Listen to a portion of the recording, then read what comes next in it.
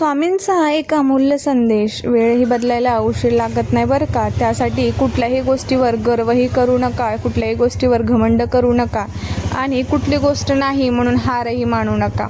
वेळ बदलायला कधीच वेळ लागत नाही किंवा कोणाचं आयुष्य बदलायला सुद्धा वेळ लागत नसतं असं स्वामी सांगत असतात. Shri Swami Samarth. Hi hello family, मी पूजा लाईफस्टाईल वर्किंग ब्लॉग या यूट्यूब चॅनलमध्ये तुमचं पुन्हा एकदा स्वागत आहे. Welcome back to my channel. Good morning, शुभ सकाळ. श्री स्वामी समर्थ. छान अशी आमची आज मॉर्निंग झाली बघा बरं. किती छान असा फ्रेश मॉर्निंग झाली आणि फ्रेश असा इकडं चहा बनवलेला होता. तर आज माझ्याकडनं दूध उतू जाता राहिलेलं होतं बरं का. नाही तर आहे तेवढं दूध आज सांडून जाणार होतं आणि दिवसभरच खूप अवघड झालं असतं. तर छान दूध वगैरे गरम झालं. मी धावतच आली. मला लक्षात आलं की मी गॅसवरती दूध ठेवलेलं आहे म्हणून मी घाईमध्ये दूध ठेवलं आणि एका बाजूला चहा वगैरे ठेवून मी तशीच विसरून गेली होती की दुसऱ्या बाजूला दूध पण आहे म्हणून. पण ते येईपर्यंत दूध उतू जाणार होतं. धावत पळत आली, गॅस बंद केला आणि घेतला मग इकडे चहा वगैरे आमच्यासाठी. आजचं वातावरण खूप थंड असं होतं. थंड असं म्हटल्यापेक्षा पावसाचं वातावरण होतं बरं का. सकाळी उठल्यापासूनच आज रिमझिम असं बारीक पाऊस चालू होता आणि रात्री पण असं खूप आभाळी वातावरण होतं आणि वारं पण सुटलेलं होतं आणि इकडे वाऱ्यामुळे खूप सारे नुकसानसुद्धा झालेले आहेत बरं का. सकाळी उठली तर मला वाटलं आता दिवसभर पाऊस चालू राहील का काय, पण सकाळीच रिमझिम असं चालू होता त्यामुळे बाहेर पण पडून काही कामं करता येत नव्हती. मला तर बाहेर पडावंच लागतं, तसं सर्वांना बाहेर पडावंच लागतं, कोणाला जॉबसाठी तर कोणाला काही कामासाठी. चला म्हटलं सर्वांनी छान असा पोह्यांचा नाश्ता बनव आणि पापड वगैरे काहीतरी तळून घे. पापड वगैरे तर राजला नेहमी आवडतच असतात. जेव्हा पण मी पुरणपोळी वगैरे असं काही बनवत असते ना तेव्हा जेव्हा मी पुरणपोळी बनवते तेव्हा पापड आणि भजी याच्यावरच ताव मारत असतो.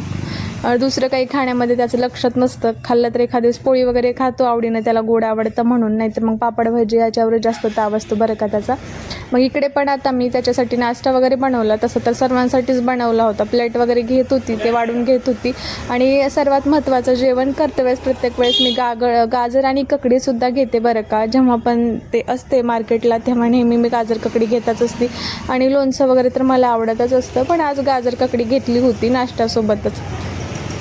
राजला गाजर ककडी जरी खा म्हटलं तर खूप जीवावर येतं, पण पापड वगैरे अशा गोष्टी ज्याच्याने जे म्हणजे हेल्थसाठी जे चांगलं नाही आहे ना त्या गोष्टी जरा जास्त आवडतात आणि नको खायला असं म्हटलं की मग त्याला वाटतं मम्मा अशी करते, मम्मा ऐकत नाही वगैरे.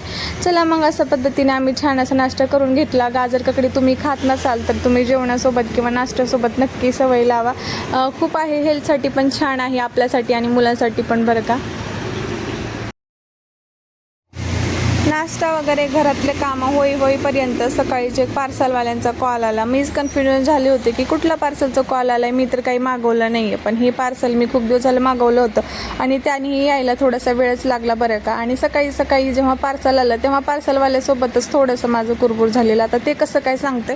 हे बघा, मी हे जे पार्सल आहे ना ते मी मागवलं होतं आणि हे काय आहे काही नाही हे तुम्हाला नेक्स्ट ब्लॉगमध्ये मी नक्की सांगेल. काय झालं होतं, हे जे आहे पार्सल ते ओपन केलेलं होतं. मग मी चिडली होती की हे ओपन केलेलं असं शक्य नसतं, पूर्ण बॉक्स वगैरे फाटलेला दिसत आहे, असे पार्सल येत नसतात आणि जर हे असेल तर तुम्ही मला समोर ओपन करून दाखवा आणि मी त्याचा व्हिडिओ बनवून घेते. तर ते बोलत होते जसं आम्हाला तिथून दिलेलं आहे ना तसंच हे आम्ही तुमच्याकडे आणलेलं आहे, आम्ही त्याला काहीच केलेलं नाही आहे असं सांगत होतं. मग त्यासोबतच लगेच दुसरं पण एक पार्सल मागवलं होतं, त्याचा पण फोन आला. ते तर मला माहिती होतं, ते मी मागवलंच होतं आणि लवकरच ते माझ्या रूममध्ये मस्त असं डेकोरेट केलेलं तुम्हाला दिसेल बरं का. कारण मी या पार्सलची वाट ते 2 ते 3 वर्ष झालं बघत होती आणि ते मला खूप दिवसापासून आवडलेलं होतं.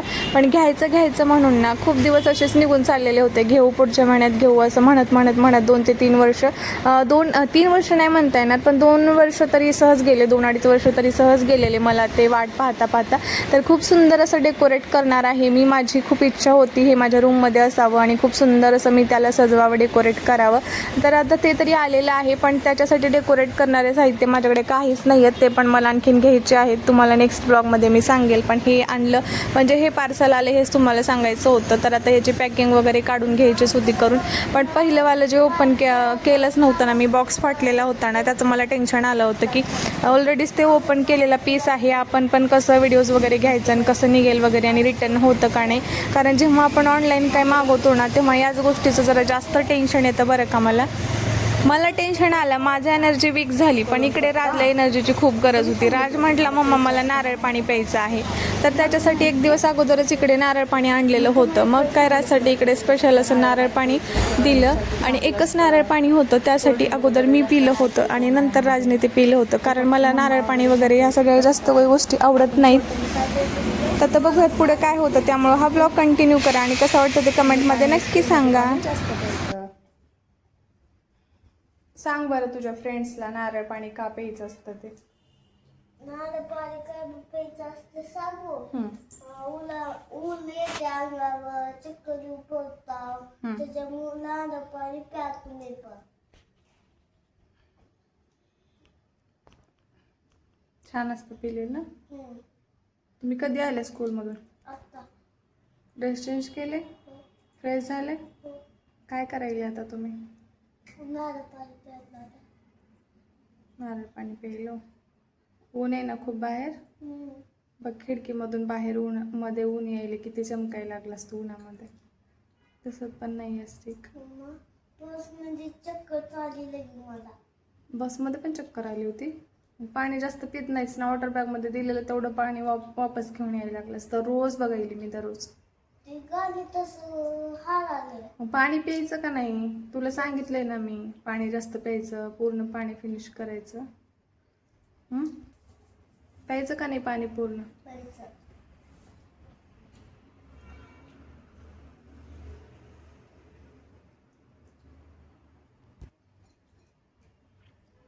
तुला स्ट्रॉनी पिता येत नव्हतं ना अगोदर, मग आता यायले. वारी घेता येत नाही, खाली ठेवा लागते. नाही स्ट्रॉनी पिता येते का? आता येत नव्हतं ना लहान होता तेव्हा तू. मी पण पिलं नारळ पाणी आता राज पूर्ण फिनिश करेल. थोड्या वेळ ठेवलं होतं फ्रीजमध्ये मी, थंड झालं छान. चल पिऊन घे पटकन. अभ्यास करायचंय ना. कधी करायचा अभ्यास? स्कूलमधून आता आलं ना तुम्ही, फ्रेश झालं, आणखी जेवण करायचं नंतर. तर नारळ पाणी पिऊन घेतो बोलला उन्हातून आल्यानंतर.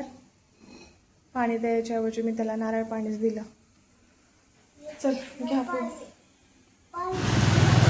चला मग. काही वेळ पाऊस चालू होता म्हणून मला काही बाहेर पडता आलं नव्हतं, पण नंतर पाऊस बंद झाल्यानंतर राजला घरीच बसून मी माझी महत्त्वाची कामं करण्यासाठी बाहेर गेलेली होती आणि त्यासाठी मला काही जास्त वेळ लागणार नव्हता. आणि पाऊस येईल या गोष्टीची पण जरा जास्त भीती वाटत होती. राज बोलत होता, मम्मा तू पावसामध्ये भिजशील बरं का, पण भिजली तरी मला काहीतरी घेऊन यायचं, सांगू का काय आणायचं. जेव्हापर्यंत मी दरवाजाच्या बाहेर जात होती तोपर्यंत त्याचं चालूच होतं. मी म्हटलं सांग तरी एकदाचं काय आणायचं. एकतरी त्याचं चालू होतं, मम्मा मी सोबत येतो, नाहीतर माझ्यासाठी काहीतरी घेऊन यावं लागेल. चल म्हटलं सांग. तुला सोबत तर नाही घेऊ जाऊ शकत कारण चिखल पाऊस वगैरे आहे आणि वारं पण सुटत आहे आणि गाडीवरती सोबत घेऊन जायचं म्हटलं राजला तर मला नको वाटतं. चला म्हटलं मग त्यासाठी एकटीच जाऊयात. तर फायनली मी गेली एकटी आणि राजनी सांगितलं होतं मला त्याच्यासाठी लस्सी आणण्यासाठी. मग काय मजा मस्ती करत करत मस्त असं इकडे एन्जॉय करायला लागला. जेव्हा पण त्याच्या मनासारखं मी काय ऐकते तेव्हा तो खूप आनंदी होतो. माझ्याच मुलं नाही किंवा माझंच बाळ नाही, नेहमी सर्वांच्या मुलांचं सर्वांच्या बाळांचं तसंच असतं. मम्माने जर कुठली गोष्ट ऐकली जरा जास्त आनंदी होतात. तर छान असं टाईम स्पेंड त्याच्यासोबत केला. माझी घरची जास्त काहीच कामं नव्हती, होती थोडीशी, पण मी आज काहीच केली नव्हती कारण मी दुसरेच कामामुळं खूप सारी थकलेली होती. तर चला मग संध्याकाळचं जेवण वगैरे इकडे घेतलं आणि आता पिकलेले आंबे वगैरे पण म्हणतो किंवा कैरी, त्याचं पण सीझन संपत चाललेलं आहे. चला म्हटलं सीझन आहे तोपर्यंत इकडे मस्त अशी कैरी तिखट मीठ टाकून एन्जॉय करूयात. ते खायली होती तोपर्यंतच म्हटलं आता जेवण पण करूयात कारण नंतर मला काही जेवण चालणार नाही.